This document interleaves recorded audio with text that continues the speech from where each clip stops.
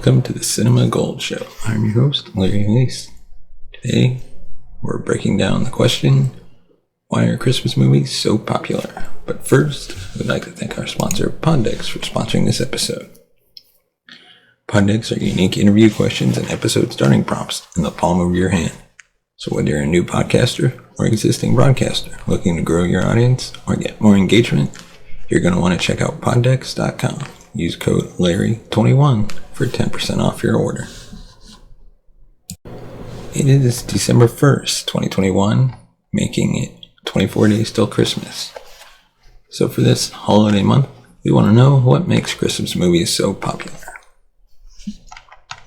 If you're one of those people who will settle in this evening with a hot cup of apple cider to watch a holiday movie, you are not alone. Holiday movies have become firmly embedded in Americans' winter celebrations. The New York Times reports a massive increase in new holiday movies this year. Disney, Netflix, Lifetime, Hallmark are now in direct competition for viewers' attention with both new releases and reruns of classics. Holiday movies are so popular not simply because they are escapes. Rather, these films offer viewers a glimpse into the world as it could be. Christmas movies are used as a reflection. This is particularly true with Christmas movies. In his 2016 book, Christmas as Religion, the religious studies scholar Christopher D.C., apologize for saying his name wrong, states that Christmas movies act as a barometer of how we might want to live and how we might see and measure ourselves. These movies offer a variety of portraits of everyday life while affirming ethical values and social mores along the way. The 1946 classic It's a Wonderful Life, about a man who longs to travel but remains stuck in his childhood town, represents visions of community in which every citizen is a vital component. Another movie commonly replayed this time of year is 2005's The Family Stone, which portrays the clashes of a mostly average family but shows viewers that quarrels can be worked through and harmony is possible. The 2003 British holiday film Love Actually, which follows the lives of 8 couples in London, brings to viewers the perennial theme of romance and the trials of relationships. Movie watching has become a ritual practice. As holiday movies bring viewers into a fictional world, people are able to work through their own fears and desires about self-worth and relationships. Such movies can provide solace, reaffirmation, and sometimes even courage to continue working through difficult situations. Movies offer hopes in believing it all might turn out alright in the end. When people see some part of their own lives unfold on screen, the act of viewing operates in a fashion that's strikingly similar to how a religious ritual works. As anthropologist Bobby Alexander explains, rituals are actions that transform people's everyday lives. Rituals can open up ordinary life to ultimate reality or some transcendent being or force. He writes in Anthropology of Religion, for example, for Jews and Christians, ritually observing the Sabbath day by sharing meals with family and not working connects them with the creation of the world. Prayer rituals in the Muslim, Christian, Jewish traditions connect those praying with their God as well as with their fellow believers. Holiday movies do something similar, except that the transcendent force they make viewers feel is not about God or another supreme being. Instead, this force is more secular. It's the power of family, true love, the meaning of home, or the reconciliation of relationships. Movies create an idealized world. Take the case of the 1942 musical Holiday Inn.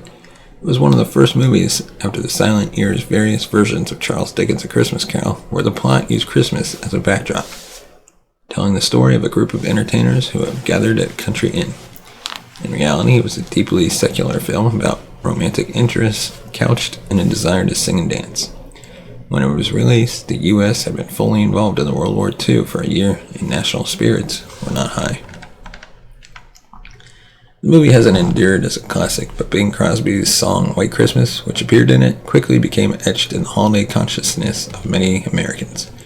And a 1954 film called White Christmas became better known. As historian Penny Rostad puts it in her 1995 book, Christmas in America, Crosby's crooning offers that quintessential expression of the holidays, a world which has no dark side, one in which war is forgotten. In subsequent Christmas movies, the main plots have not been set in the context of war, yet there is nonetheless often a battle, that of overcoming a materialistic, gift-buying, and gift-giving kind of holiday. Movies like Jingle All the Way, Deck the Halls, and How the Grinch Stole Christmas center around the idea that the true meaning of Christmas is not in rampant consumerism, but in goodwill and family love. Dr. Seuss's famously grouchy Grinch thinks he can ruin Christmas by taking all the gifts away, but as the people gather together, giftless, they join hands and sing while the narrator tells viewers Christmas came anyway. All's right with the world. Though Christmas is a Christian holiday, most holiday films are not religious in the traditional sense. There's hardly ever a mention of Jesus or the biblical setting of his birth. Media studies scholar John Mundy wrote in a 2008 essay, Christmas in the Movies. Hollywood movies continue to construct Christmas as an alternative reality. These movies create on-screen worlds that kindle positive emotions while offering a few laughs. Christmas Story from 1983 waxes nostalgic for childhood holidays when life seemed simpler and the desire for a Red Ryder air rifle was the most important thing in the world. The plot of 2003's Elf centers on the quest to reunite with a lost father. In the end, as the narrator says late in A Christmas Story, after the family has overcome a serious, risible mishaps, the presents have been unwrapped and they've gathered for Christmas goose. These are times when all is right with the world. Let us know your thoughts on Christmas movies. Why do you think they're popular?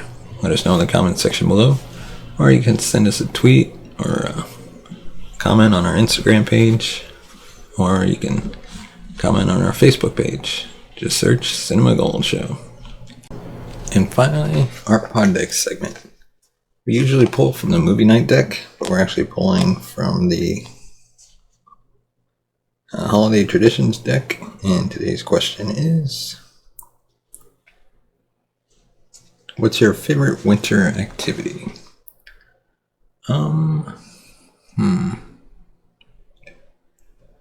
That's tough because I'm not a big fan of the winter. But I'll settle for I guess ice skating or sledding. I'll say sledding when I was a kid, ice skating as I got older. But hey, thanks for watching and listening. Be sure to subscribe to the podcast on all major podcast platforms, including the new podcast app, Good Pods. You can follow us on Facebook, Twitter, Instagram.